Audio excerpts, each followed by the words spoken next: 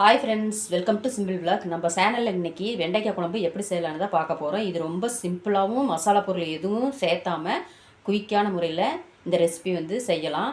டேஸ்ட்டும் ரொம்ப அருமையாக இருக்குங்க. வீடியோ முழுமையாக பார்த்துட்டு இந்த மாதிரி ஒரு தடவை ட்ரை பண்ணி பாருங்கள். வாங்க வீடியோக்குள்ளே போய் இது எப்படி செய்யலான்னு பார்க்கலாம்.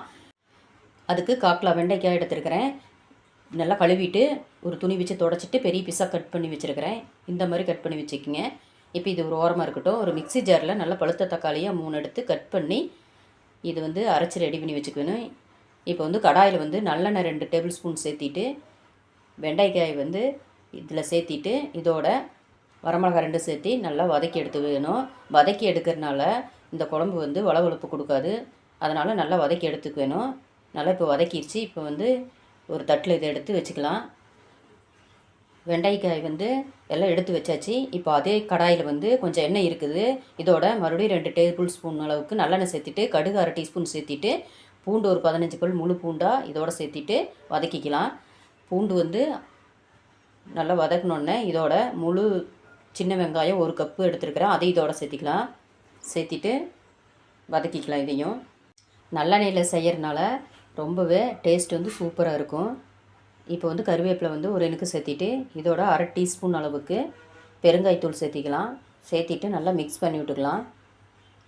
பெருங்காயத்தூள் நீங்கள் கட்டாயம் சேர்த்துங்க. அப்போ தான் இதோட மனம் சூப்பராக இருக்கும்.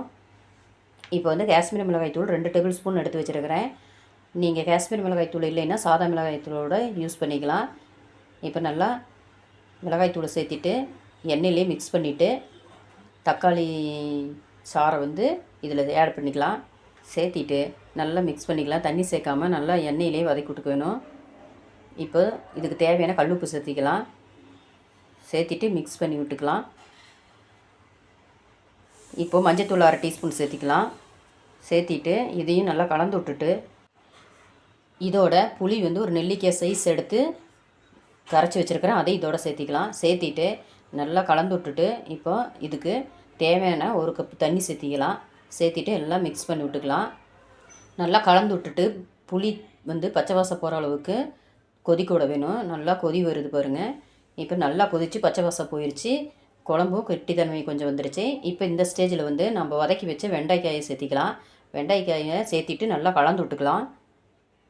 நல்லா கலந்து விட்டுட்டு இப்போது ஒரு மூடி போட்டு அடுப்பு சிம்மில் வச்சு ஒரு 5 நிமிஷம் மட்டும் குக் பண்ணிக்கலாம். மசாலாலாம் வெண்டைக்காயில் இறங்குறதுக்காக. நல்லா எண்ணெயெல்லாம் பிரிஞ்சு வெண்டைக்காய் புளிக்குழம்பு ரெடி ஆயிடுச்சு. இப்போ ஸ்டவ் ஆஃப் பண்ணிக்கலாம். ஓகே ஃப்ரெண்ட்ஸ், நீங்களும் இந்த வீடியோவை முழுமையாக பார்த்துட்டு இந்த மாதிரி வெண்டைக்காய் புளிக்குழம்பு வீட்டில் ட்ரை பண்ணி பாருங்கள். செஞ்சு பார்த்துட்டு டேஸ்ட் எப்படி இருந்ததுன்னு கமெண்ட் பண்ணுங்கள். வீடியோ ஃப்ரெண்ட்ஸுக்கெல்லாம் ஷேர் பண்ணி விடுங்க. வீடியோ லைக் பண்ணுங்கள், சப்ஸ்கிரைப் பண்ணுங்கள். கண்டிப்பாக இந்த டேஸ்ட்டில் ஒரு தடவை ட்ரை பண்ணி பாருங்கள்.